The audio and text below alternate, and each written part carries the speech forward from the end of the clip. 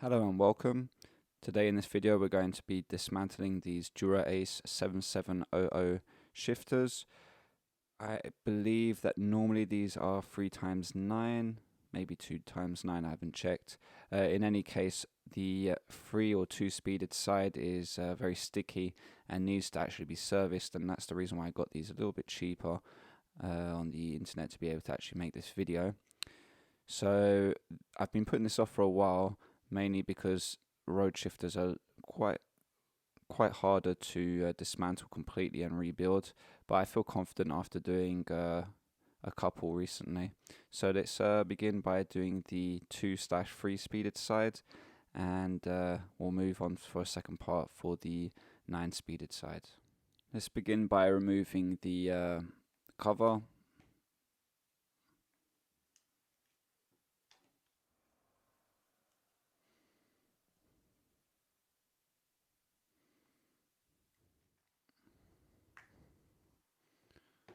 I don't know if that cover was really important to remove. It's not like the flight deck one that I worked on recently where it had that cable running through. So here we've got a number 2 Allen key wrench bolt that we're going to remove. That's essentially going to allow us to take off the lever from the body.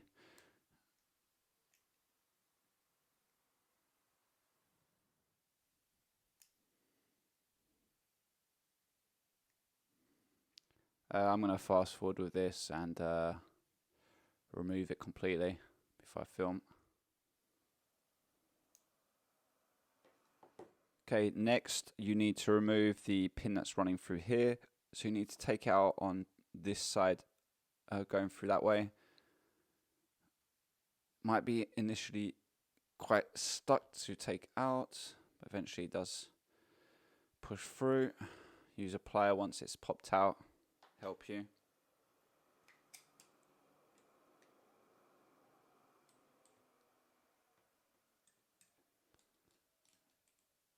I'm going to keep that firmly in place so I can slowly take out the lever after this.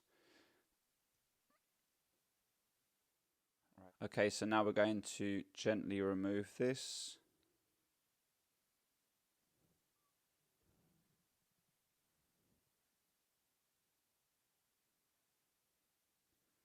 Let's take off that spring. The bushings don't seem to remove, maybe they do, but for now they're stuck. Let's begin by removing the 2 screws here on the top.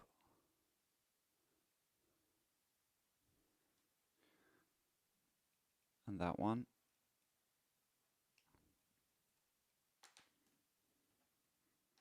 So now we should be able to remove this cover. Yeah. Put that in order. And here there's a screw to take off. Let's see if I can remove that by hand. Yeah, quite easily.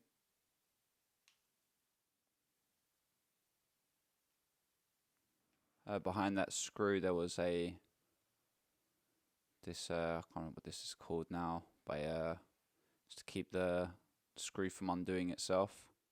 To move this, you have to pull the lever back. That part there is actually stopping this from coming off. It looks like the nightmare's already beginning, but we'll find a way. So you need to pull that back there, and then by doing that you can remove this. And so behind there you had this spring. Right, next part, we've clearly got to take off this little screw right here.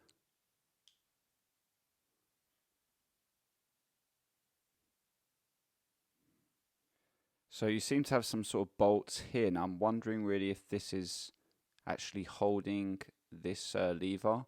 I think here what we've got to do is remove this screw here at the back, and it seems to be holding something here, some kind of arm.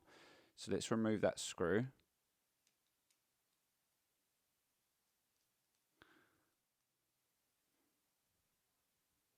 Quite funny, I was trying to screw it off, and actually this just comes off.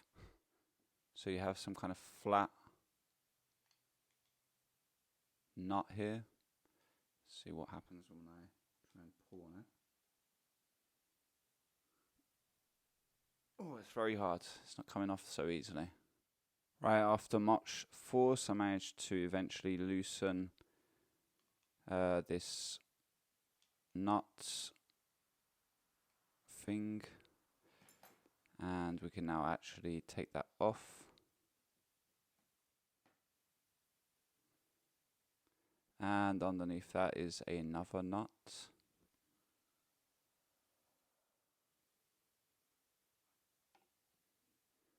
Looks like there's some bearings underneath this, and it looks like the lever now is loosening.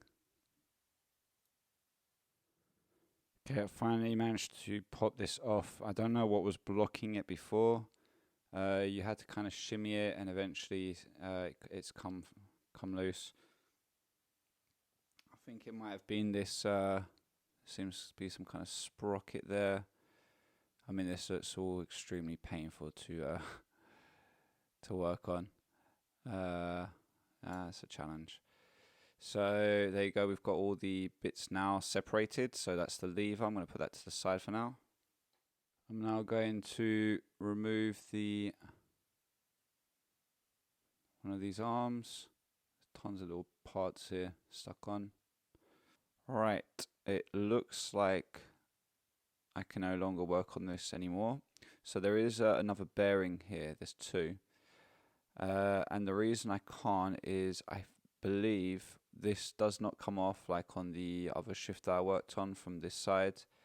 There seems to be some nut right here with special teeth on, and I do not think you can take this off without using that key. I've actually tried. It's a very hard angle to get onto. At least I don't have anything to go to use to remove that.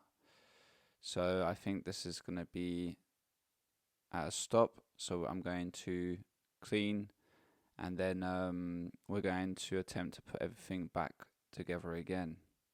On this lever you have this little metallic tab part with a hole for the screw. So I'm going to leave that on as well. Just needs to be cleaned. You can actually remove this part.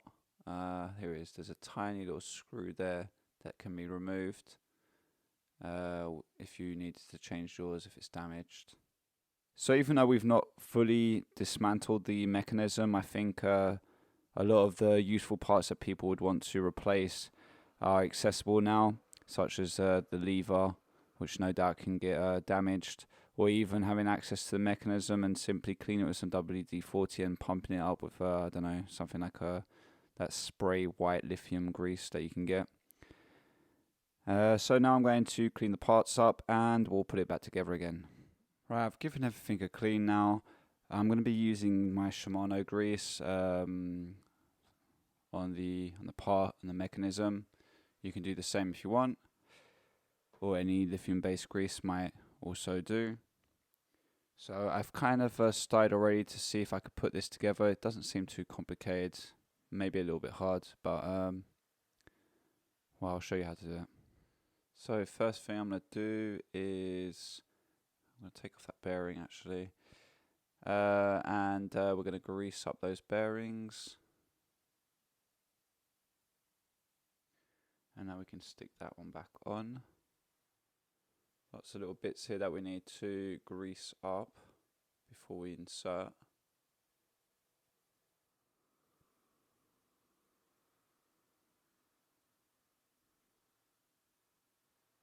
So for the mech, since I couldn't remove it, what I'm going to do now is I'm going to spray some, it's not WD-40, it's WD-40 the brand, but it's a white grease. We're going to spray some of that into the mech.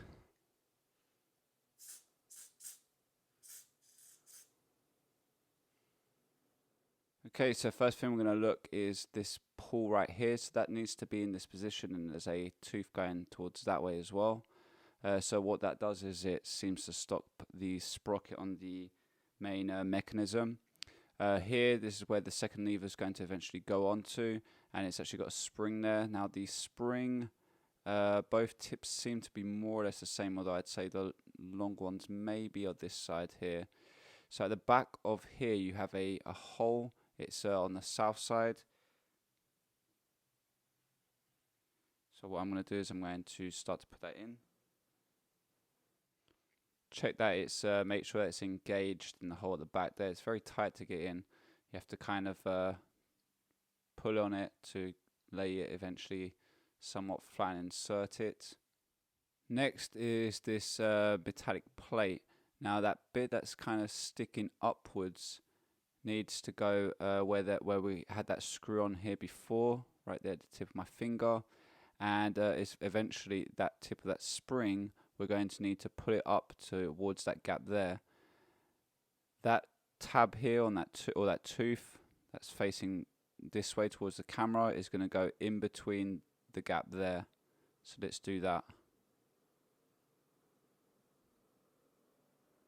Quite fidgety. Now to get that little spring there, we're going to need to get something to recline it back over here. See if I can do that with this.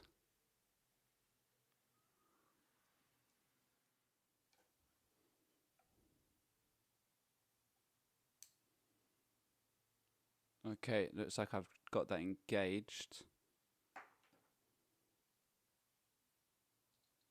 Now that I've done that, I need to push this down, see if this is going to work. Okay.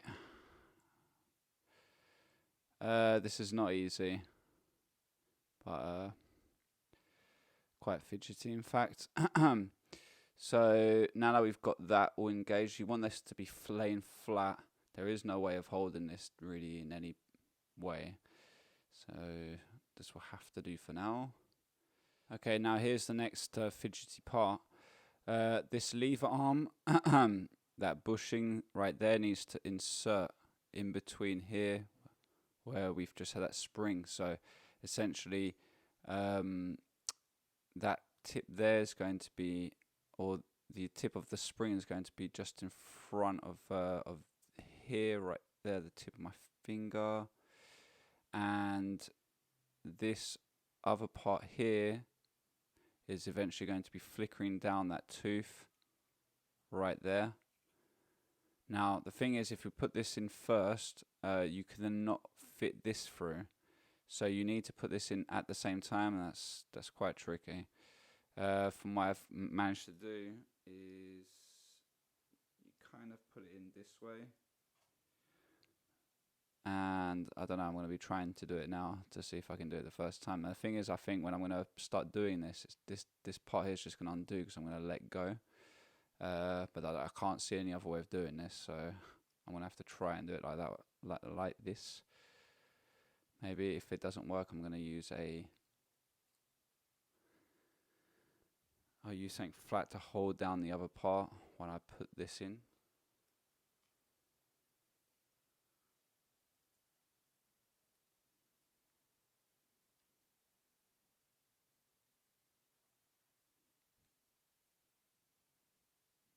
So you can see right here, that bushing there, I'm aiming for that.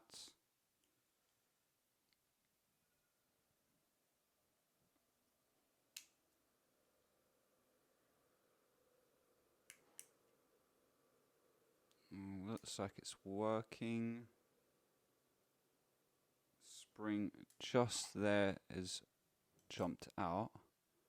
I think we can push that back in. Yeah, got that on. Looks like that's good. Okay, I think we can let go now, and it looks like it's all more or less in. Okay, now that I've done that, what I think I'm going to do is I'm going to screw that screw back in.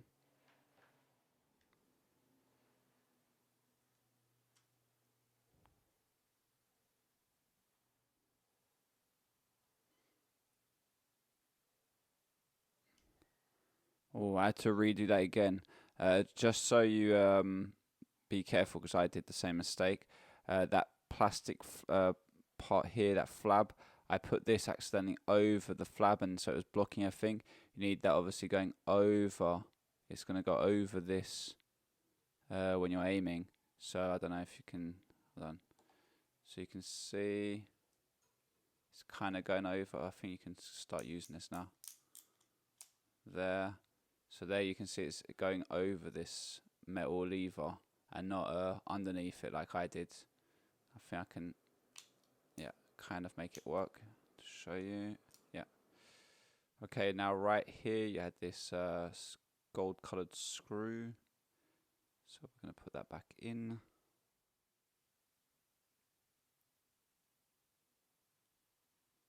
Okay. Okay, now put a bit of grease on these bearings, and we're going to put that into there. Next you'll have a kind of race nut. You can screw that back down.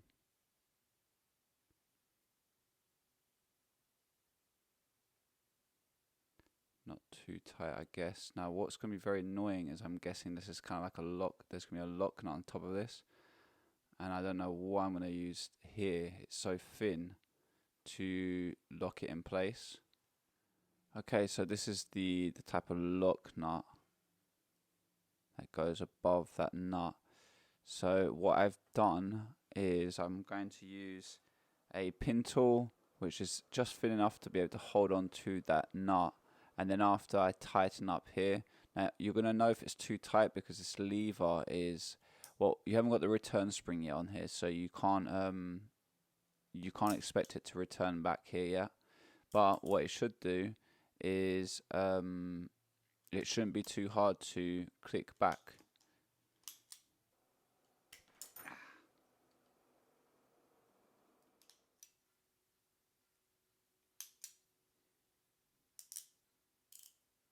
Okay, the fun hasn't finished yet. We have this very thin washer that now goes on the top here, and then we're going to have this square nut shape seats on the top as well, like so. Okay, and then now we need to install the return spring for the big lever. So at the back there's a hole. Now I've done this a few times and this can slip out, so make sure that seats in fully into that hole. Right, now that once that's inside, what you want to do is grab a plier, and what we're going to do is we're going to recline this back and then push it fully in. It makes it easier when we're going to install this later.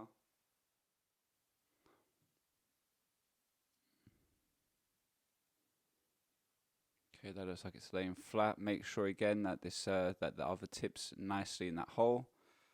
Now grab the lever, and that tip there of the spring is going to go into the hole right here. And what we're going to do is we're then going to pull this back, and those two teeth are going to meet. And we're also going to try and aim for that square to go into the square here. Let's try that.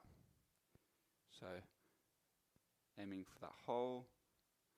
Now what we're going to do is we're going to push back.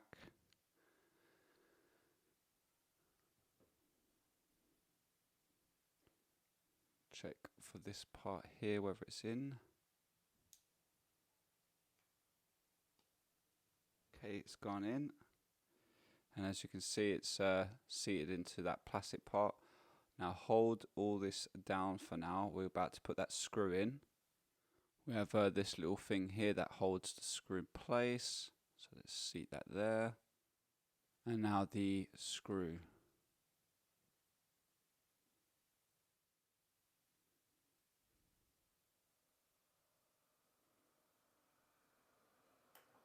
You should be able to now test yours. So I'm going to do mine. You can hear the clicking is way different to what it was before. And since it's a 2-speed, I guess there's only one real click on this. But that's definitely sounding better and healthier. Okay, now we can put this plastic cap back on. And there's this little screw that holds it.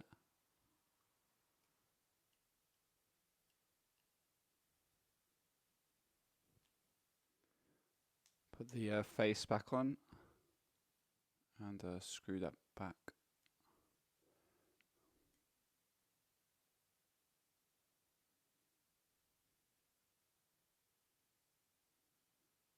Let's insert the lever now back into the body. So for the spring, there's one little tip there. It's just bent, sticking out. That's going to go in that hold there on the lever, and you want to overlap or go over the that bushing that's right there. Right, now you can put this back in. Now what's interesting is that apparently I don't need to do any of that funny stuff like I did last time with the other levers. This one doesn't seem to need any tools. The pin should be pushing against right there on that plastic ledge. Now we need to get that pin back in. So there's one with quite a deep groove, and I think that's where the screw's pushing against eventually. So we're gonna put it in through this way, or at least this is how we took it out.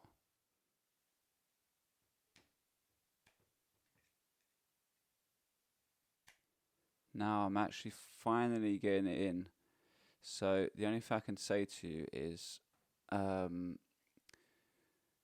you need to get this very, very lined up properly for it to slide in, and use some WD-40 while you're doing that to help you along the way.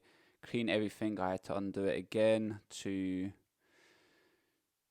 essentially give me the opportunity to slide it in properly. Even now I'm just at the end. Not advised if you don't want to damage the plastic there, but I ended up using a plier for the last part to just push it through, as it was just not doing it otherwise. Right, well, we can finally put the last little bits on. So that screw that goes into this hole here.